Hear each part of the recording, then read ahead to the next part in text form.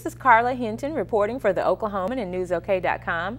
I'm here in the studio with the Reverend Robert Hayes Jr., Bishop of the Oklahoma United Methodist Conference and the Oklahoma Indian Missionary Conference.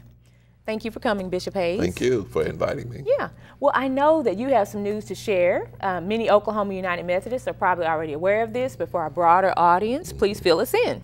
Well, I am very delighted to say that after 12 years of being the bishop of the Oklahoma area, my retirement will happen on August 31st of this year, 2016, and that will bring, as I said, an end to 12 years. A new bishop will be elected in July of this year, and will begin September 1st. So I have had a wonderful, wonderful time here in Oklahoma serving as a bishop. It has been a tremendous joy and privilege. Well, you know, this is interesting. Now I know how long I've been doing this, but I remember when you came. Yes, yes, So, because I remember I know that my counterpart in Tulsa did a story on you and how you come from a long line of preachers, right? Yes, indeed. My grandfather began in the Methodist Church in 1901. And then my father picked up after him in about 1942. He began his ministry. So in 1969, I began my ministry. So I'm literally ending about 47 years of active ministry in the United Methodist Church. Good. Now, from what I understand, there is a retirement age for bishops. Is that right? Yes. There is a retirement age. 72 has been the norm. But since we elect bishops every 4 years. If you turn 68 prior to the election or right around the election, you'll be over the age limit when we elect again. So I missed the extra 4 years by 28 days. Oh, wow. I'm 68 now, and I'll be 69 after the new bishop is elected, but I missed it by 28 days, and so that means that I have an opportunity to do some other things, but yeah, age limits you from going beyond 72. Interesting. I don't think I knew all of that. Well, what have been some of your biggest challenges as Bishop of the United Methodist here in Oklahoma? Well, I think my challenge, my major challenges mirror what other denominations are going through. We're in a very diverse type situation in which there's so many other things that people now do with their time. You know, I mean, many years ago when I started, the church was the center of the community, of the family and everything. Now you have so many options. People have other things they can do. Families do other things. Kids do other things. And so it's getting the idea that the church is no longer a place that people will come to. I think it's creating the idea that the church has to be an institution that goes out to the people and be engaged in community, be engaged in activities beyond the walls of the church. So it's getting people to understand that the whole dynamic of what church used to be is changing.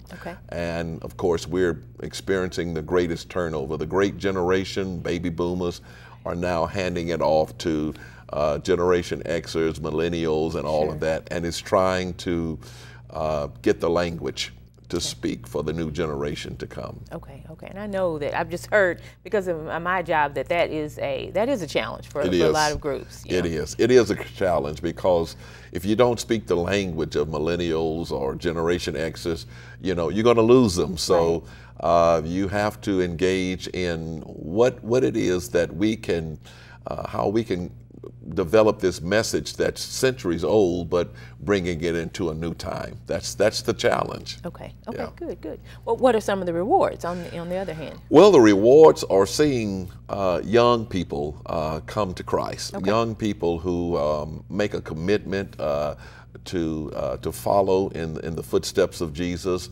That's a reward beyond measure. When you see young families coming to church, or young families engaged, I think one of the great rewards that I've been engaged in is being involved in mission trips that go to different places, not only foreign countries, but right here, in Oklahoma. There's a lot of need, there's a lot of poverty. And so I think the reward of seeing people who want to do hands-on ministry with the poor and with those who are disadvantaged, that's a tremendous blessing to see people engaged in that kind of work. Okay, good. Well, the Oklahoma United Methodist Conference will host its annual conference at the end of May. Will there be special activities planned for your retirement? Yes, indeed. We begin on Memorial Day. Okay. And what we have planned on Memorial Day, we're in the third year of what we call our Acts of Repentance to Native American and Indigenous community. Okay. And so for the last 2 years, we've been involved with saying to the Native American community of Oklahoma and beyond that we recognize and acknowledge the atrocities and some of the things that were heaped upon the Native American community. Okay. So on that Memorial Day, we will be welcoming our Native American brothers and sisters to observe this third year of the Act of Repentance. That will happen at 3 o'clock on Memorial Day. Okay.